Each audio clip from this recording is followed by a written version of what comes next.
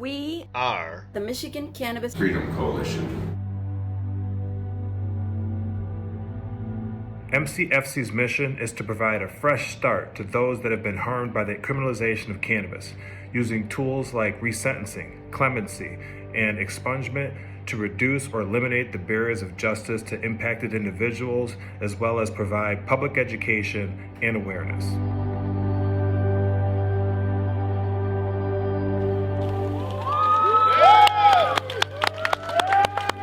At one time, I didn't think I was going to ever get out. It's about guys that shouldn't be in there, like marijuana, stealing there for marijuana, they shouldn't be in there. Those guys are human beings, and the way they treat them is not good. Not just about me, it's about thousands of guys that need help, and they need to quit talking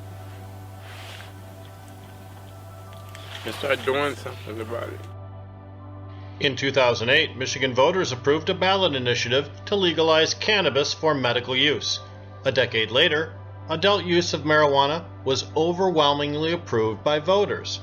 Today, Michigan has generated nearly $450 million in legal cannabis sales and nearly $73 million in tax revenue to the state. And yet, while cannabis business is booming, thousands still languish in state prison or continue to suffer the collateral consequence of committing a marijuana-related offense.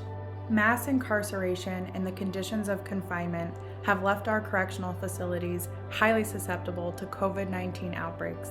Today, there have been over 25,000 positive cases within Michigan prisons. No one deserves to have a cannabis offense become a death sentence.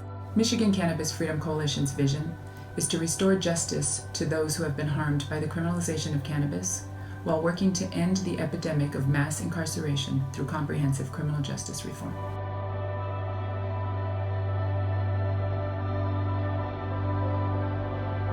My name is Jason Szymanski, and I've had my parole revoked for the medical use of marijuana. In 2014, I was paroled and obtained my medical marijuana card.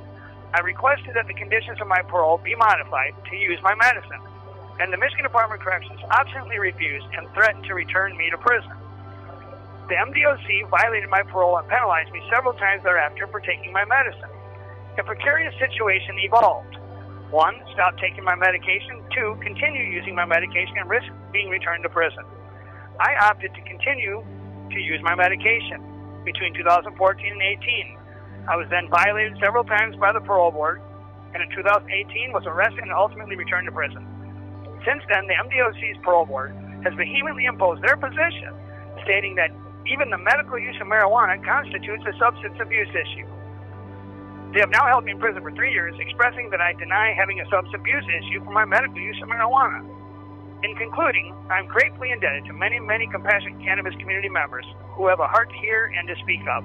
And the plea of the listener is this: speak up loudly the truth of this conundrum, which the MDOC has created regarding the lawful medical use of marijuana.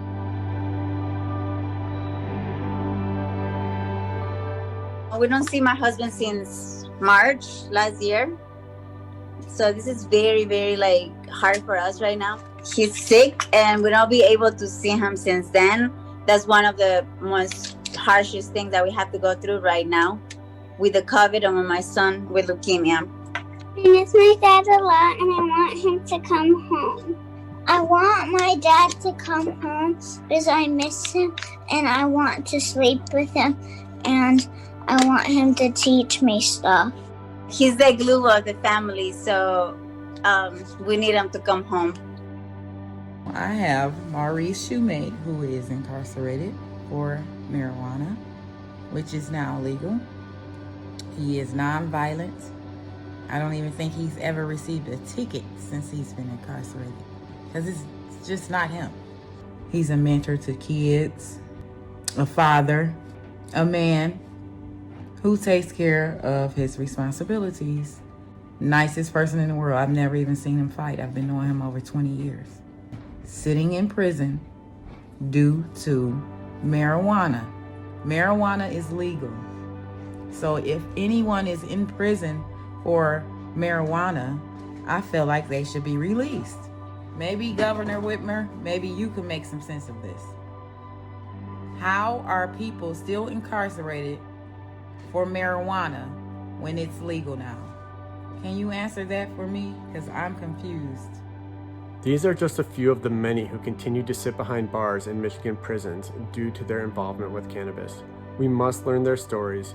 We must demand their release and the release of all those imprisoned due to cannabis. The Michigan Cannabis Freedom Coalition, through its alliance with the National Association of Criminal Defense Lawyers, has attorneys ready to file clemency petitions.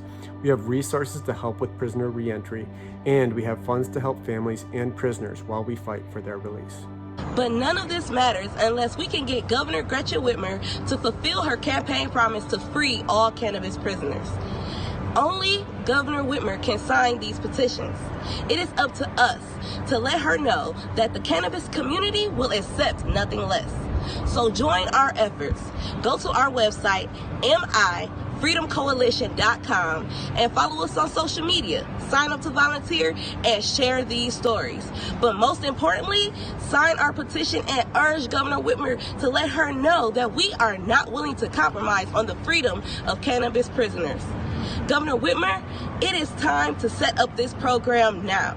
Justice delayed is justice denied, and justice has been denied for far too long under this administration. You made a promise, and it is up to you to fulfill that promise.